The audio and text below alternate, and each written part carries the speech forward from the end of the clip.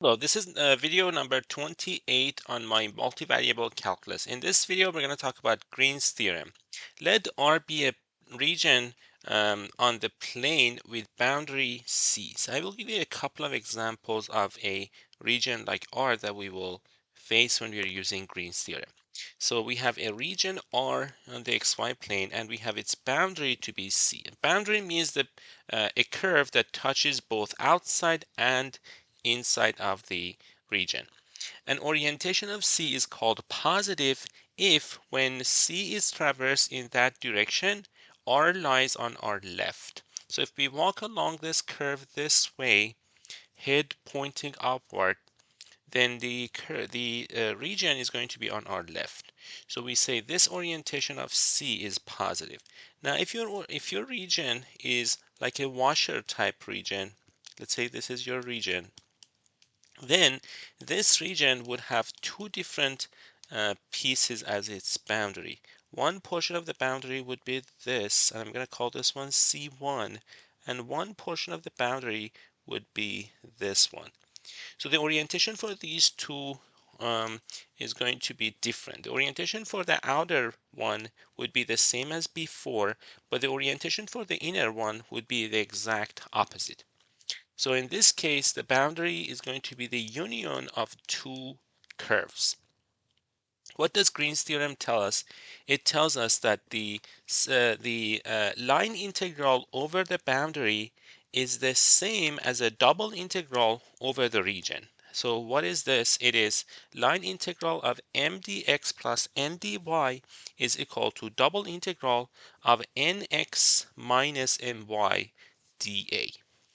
And we're going to have to make sure that the orientation is positive. Okay, so we will do a couple of examples on that.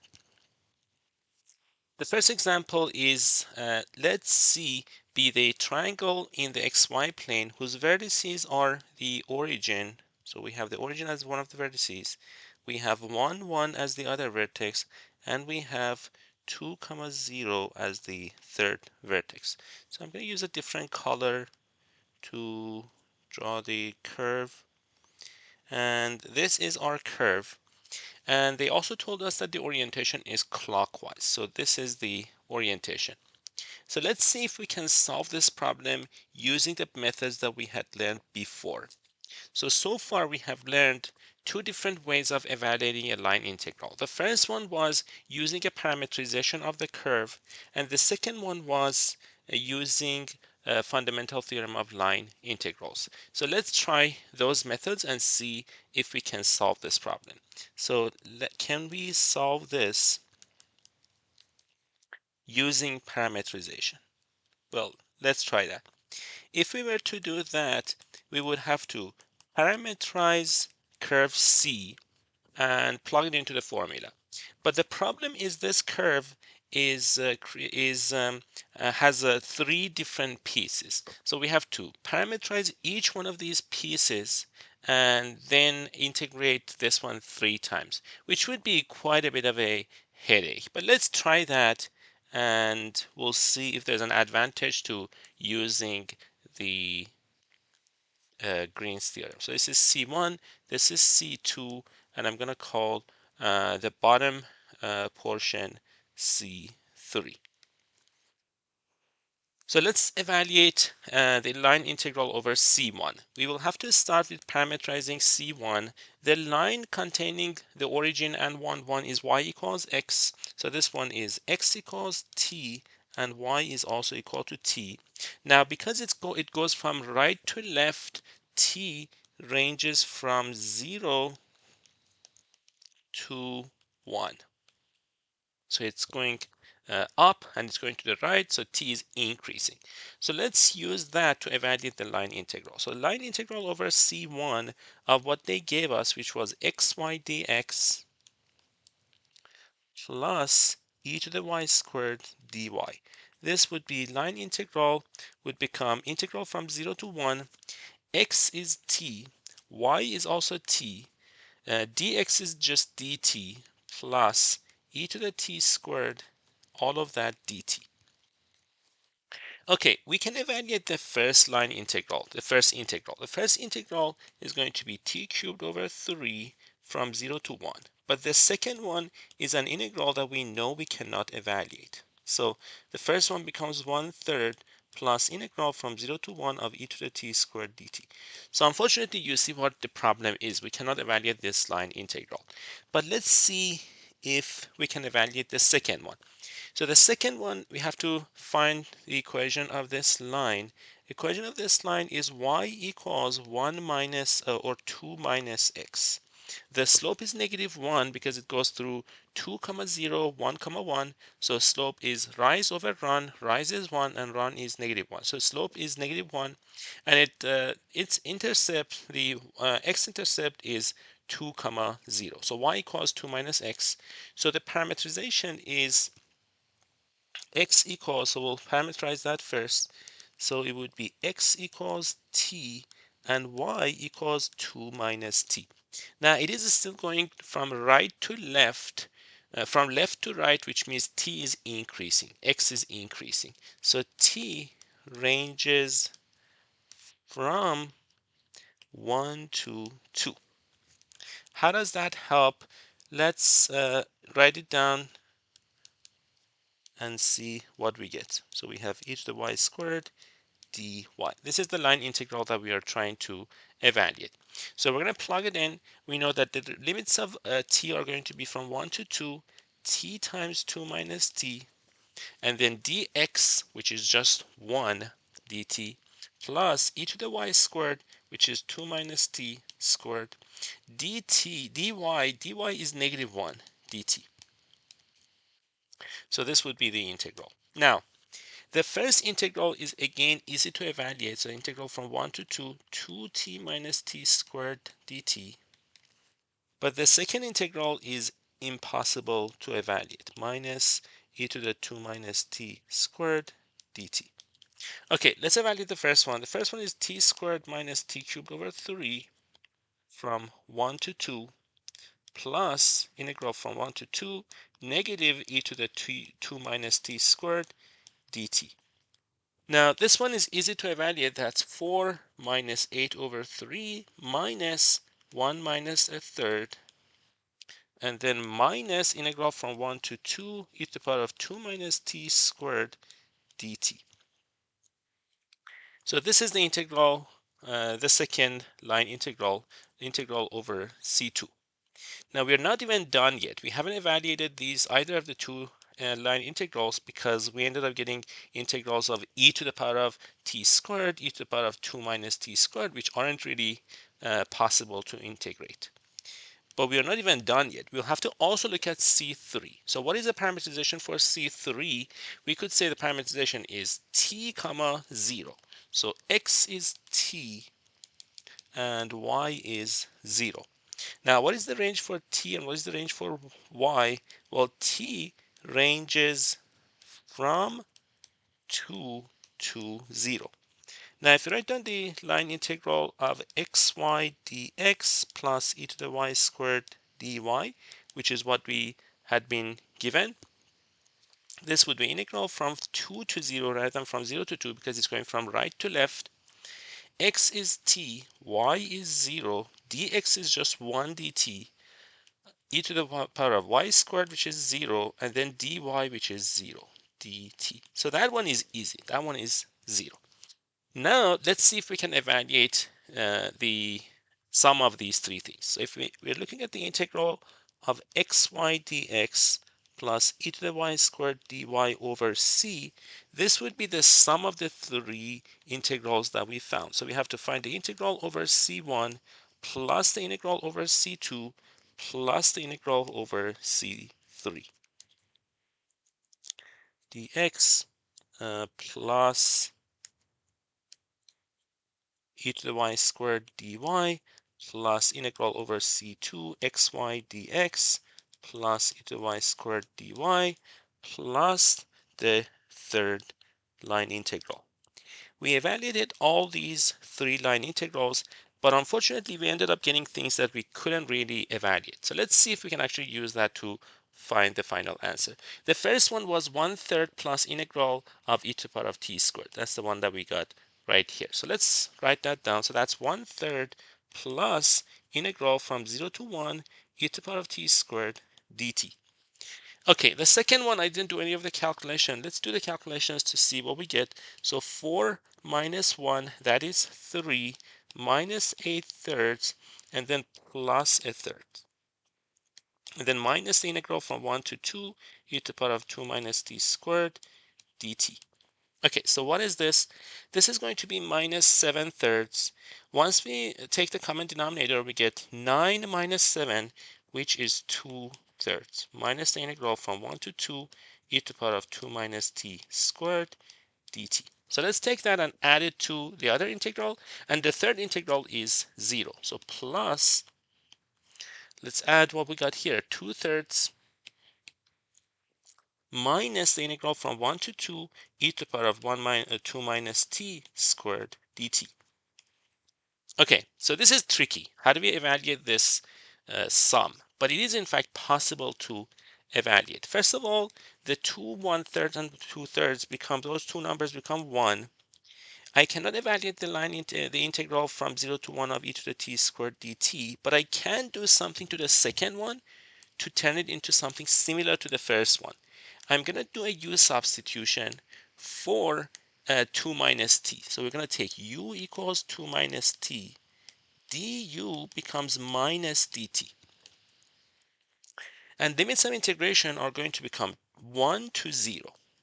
This is going to be e to the u squared, and then we have du, but minus du, because dt is minus du. Now, we can swap 0 and 1. We are going to get one more negative sign. We have one negative sign here. We have one negative sign here. That becomes positive.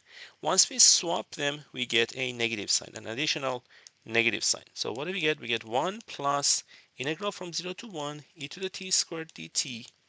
Minus sign, another minus sign for swapping. So we get this, e to the u squared du. Now these two are the exact same integrals. So the answer is in fact 1. But this was a process. This was quite a bit of a process. So we had to go through all of that, and the last part was especially tricky. We had to not really evaluate those integrals, but we have to find a way to get rid of one of the integrals using the other one. So let's try a second method. So we will use Green's theorem. So how do we use Green's theorem? We're going to start from the line integral that they gave us. So this one is xy dx plus e to the y squared dy. And let's call the region that this curve bounds by r. So that triangle is called r. Now we know that by Green's theorem, this line integral is equal to double integral over r. But the orientation would have to be positive. The orientation that they gave us is a clockwise orientation. So, and I indicated that on the diagram. Because it's clockwise, I'll have to put a negative sign. So we will put a negative sign in front, and we will use Green's theorem. So this would be double integral over r.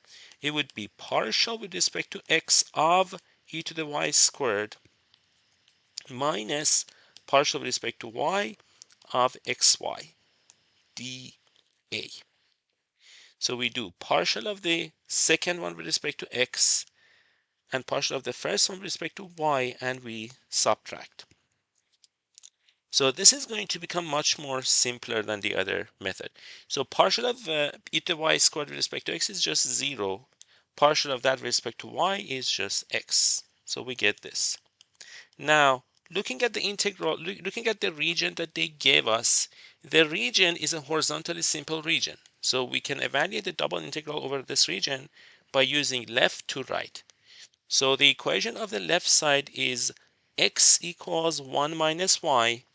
X equals y, the left side, and the right side is x equals 2 minus y. So this would be minus x. We'll have to do dx dy, x goes from smallest of y to the largest of 2 minus y, and y goes from 0 to 1. And this is an easy integration. So 0 to 1 minus x squared over 2. We'll have to plug in y for x and 2 minus y for x and subtract. We will do that. Oh, I also add a negative sign here. So I still need to keep the negative sign. I will turn that into positive now. So this would be integral from 0 to 1. We will plug in 2 minus y. We get 2 minus y squared over 2 minus y squared over 2 dy.